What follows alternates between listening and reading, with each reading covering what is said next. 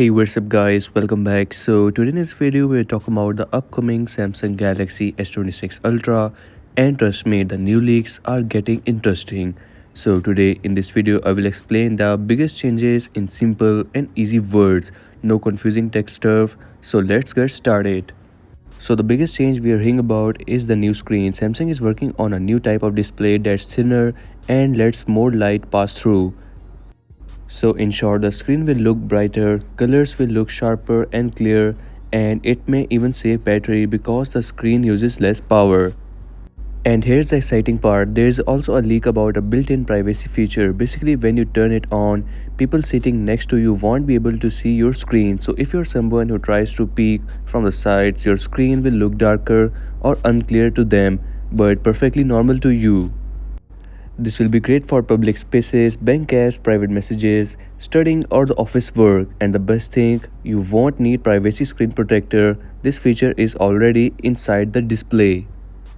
Next is the battery. The Galaxy S26 Ultra is expected to come with a slightly bigger battery, around 5200 mAh, and it is not a huge burn, but combined with the new screen and the new processor, the battery life should feel better in real life.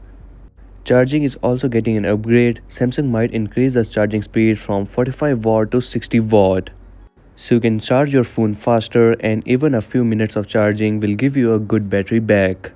Now let's talk about the camera and the design. Leaked case images show that the Galaxy S26 Ultra might get a new camera layout. Instead of the separate camera lenses like the S24 or S25, Samsung might bring all the lenses together inside one big camera island.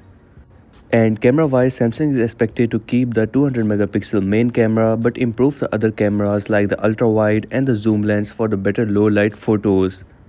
So for a quick recap, a brighter and a smarter display, new privacy screen mode, bigger battery, and a small camera redesign with some camera improvements. The Galaxy S26 Ultra doesn't seem like a totally new phone, but these upgrades make it feel more refined and practical.